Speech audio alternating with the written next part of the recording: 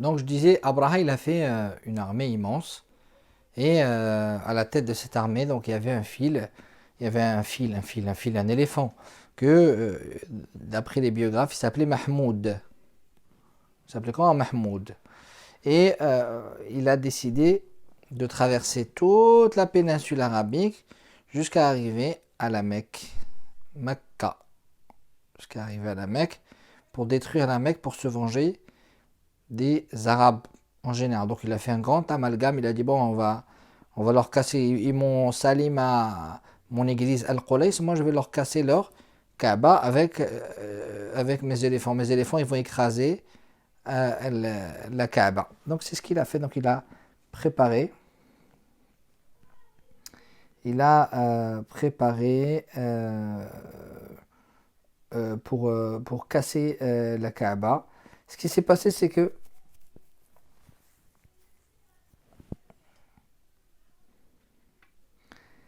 y a eu quelques tribus arabes ils ont coupé la route à Abraha. Et ils ont perdu. Ils ont essayé de couper la route à Abraha. Il y a plein de tribus. Par exemple, il y a un monsieur qui s'appelle Dhu Nafar. Dhu Nafar, il a fait un grand appel chez toutes les tribus arabes, parce que c'est la péninsule arabique ici. Péninsule arabique. Jaziratul Arab. Jaziratul Arab, ça veut dire quoi? Ça veut dire la péninsule arabique. L'île arabe, en vrai, voilà, vous avez compris. Et donc, ils ont perdu. Et il y avait aussi un homme qui était connu parce qu'il avait trahi. Et c'est lui qui précédait. Abraha, par exemple, il était ici. Lui, il allait avant Abraha. Il disait aux tribus, allez-vous-en, parce qu'il y a Abraha qui arrive, et faites-lui le passage. Et les tribus, ben, ils donnaient du bétail pour qu'Abraha il les laisse tranquilles. Et il leur donnait, par exemple, à manger à l'armée. Il faisait, comment dire, il préparait le terrain, il s'éloignait de la route pour pas déranger l'armée, et ainsi de suite. Ce monsieur, comment il s'appelle? Ce monsieur qui a trahi, il s'appelle Abu Rigal. Abu comment? Abu Rigal. Abu Rigal, c'est lui qui a trahi donc toute la péninsule arabique, les tribus arabes, et il était vu comme un traître. Alors qu'est-ce qu'il a fait? Abu Rigal, donc je vous disais, il précédait toujours l'armée et il parlait avec les Arabes. Et donc, ce qui s'est passé, c'est qu'il est mort. Abu Rigal, pendant le chemin, il est mort. Et les gens de la péninsule arabique, ils allaient dans sa tombe. On va dire que sa tombe, elle était ici, à Abu Rigal. Sa tombe, elle est là. Ils allaient dans sa tombe et il l'insultait. Il l'insultait et il jetait des pierres.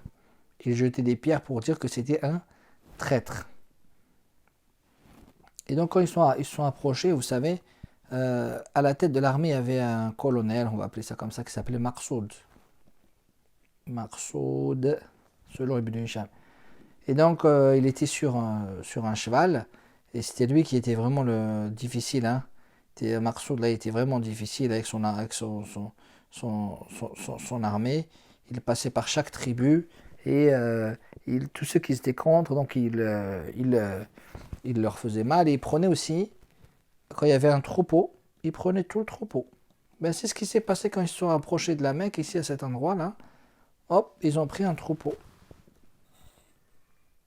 À cet endroit ici, ils ont pris le troupeau. Et vous savez, le troupeau, il appartenait à qui?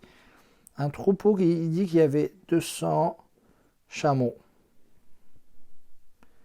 Mais attends, Jamal chameau.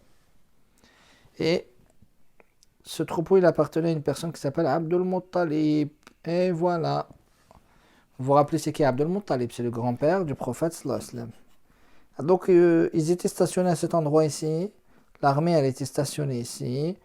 Donc, vous avez, ça c'était, on va dire, la tente de Abraha. Abraha. Non, ça va pas être comme ça. Abraha, ça va être comme ça.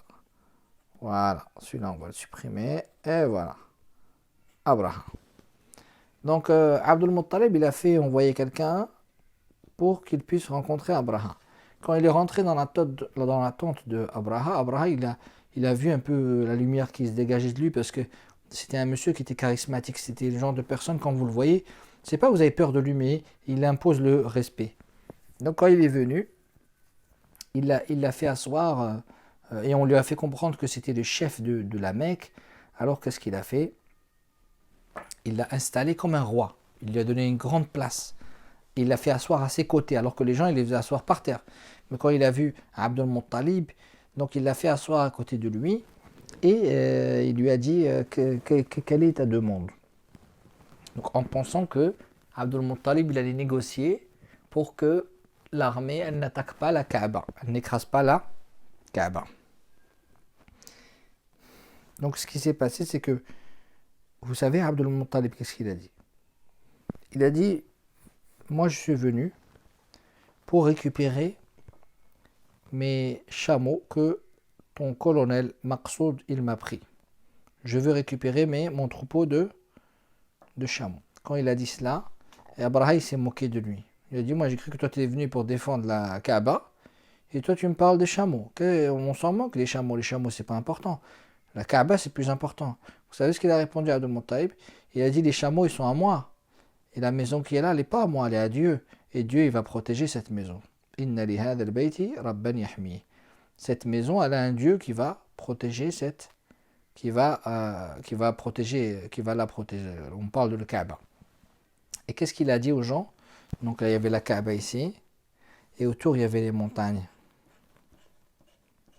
Donc il a dit aux gens qui habitaient ici autour, il leur a dit, montez dans les montagnes. Montez dans les montagnes. Ne restez pas ici.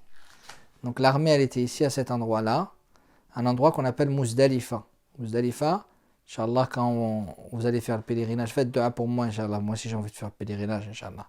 Muzdalifa, il y avait donc cet éléphant. Ça, c'est la trompe de l'éléphant. Hein. C'est pas un mammouth. C'est juste un éléphant. Ça, c'est la trompe, ça. Ouh là là, la trompe, là, elle est amochée. Et donc, à chaque fois qu'ils dirigeaient l'éléphant, il ne voulait pas se lever. À chaque fois qu'il le dirigeait vers un sens inverse, alors il se levait. Mais quand il le dirigeait vers ce côté-là, il refusait d'attaquer, de se diriger vers la Kaaba. Il refusait. Tous les autres sens, oui, mais ce sens-là, il voulait pas le sens de la Kaaba. Alors, ce qui s'est passé, c'est qu'à un moment donné, l'éléphant, il s'est enfui. Il a commencé à s'enfuir à ce moment-là. Allah il a fait en sorte qu'il y avait un miracle. Je ne vais pas dessiner des oiseaux, je vais mettre juste des croix, parce que sinon, on ne va pas s'en sortir. Il faut que je travaille un peu mes dessins là. Donc Allah il a envoyé une armée. Il a envoyé une armée d'oiseaux. Et ces oiseaux-là, ils ont pris une pierre de feu. C'est comme ça qu'ils disent, bon, facile.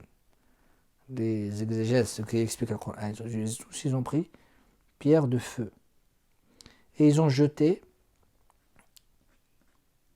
visé l'armée. Il est dit que la pierre, elle descendait et elle visait la tête des soldats. Et c'est ainsi que elle tuait le soldat parce que c'était une pierre qui était aussi brûlante. De cette façon-là, l'armée a été mise en déroute. Et Abraha, il n'est pas mort. Abraha, il est sorti de cette bataille. Il est sorti blessé. Il est parti sur une caravane. Et vous vous rappelez ce que je vous avais dit tout à l'heure? On va prendre une autre couleur. Donc il a fait un grand voyage. Il est venu de Qulays, il a fait tout ce voyage pour aller jusqu'à la Mecque. Il a fait tout le chemin inverse de cette façon-là. Et toutes les tribus qu'il avait rencontrées dans son passage, qu'il l'avait vu beau et fort avec une grande armée, ils l'ont vu faible, blessé, avec du sang partout et avec une faiblesse, demandant de l'aide. Et quand il est arrivé à Qulays, quand il est revenu à Sanaa, vous vous rappelez, c'est la capitale du Yémen. Jusqu'à aujourd'hui, la capitale du Yémen, c'est Sanaa. Alors quand il est revenu à Sanaa, il est décédé des suites de ses blessures. Vous savez toute cette histoire qu'on raconte qui s'appelle Qissat Ashab al-Fil. C'est après cette histoire-là tous les tribus arabes, ils sont encore plus respectés, les gens de Quraysh, encore plus qu'avant. Et ils ont dit, et ils les appelaient Hum Ahlullah, c'est les gens de Allah, ils disaient. Ils les appelaient de cette façon. Là, je regarde un seul point. Voilà, donc il y a le verset. Hein. Alam tara kayfa fa'ala rabbuka bi ashabil fil. Alam yaj'al kaydahum fi tadlil. Wa arsala alayhim tayran ababil. Tarmihim bi hijaratin min sijil. Faja'alahum ka'asfin ma'koul. N'as-tu pas vu comment ton Seigneur a agi envers les gens de l'éléphant? N'a-t-il pas rendu leur ruse complètement vaine et envoyé sur eux des oiseaux par volée qui leur lançaient des pierres d'argile, et il les a rendus semblables à une paille mâchée. Donc c'est ce que les gens les Arabes les appelaient Ahlullah, les appelaient les gens de Allah. Donc c'est juste après cette histoire qu'il est né le prophète sallallahu alayhi wa sallam. Donc je vous raconterai la suite, Inch'Allah, la naissance du prophète sallallahu alayhi wa sallam lors de la prochaine vidéo. Assalamu alaikum wa rahmatullahi ta'ala wa barakatuh.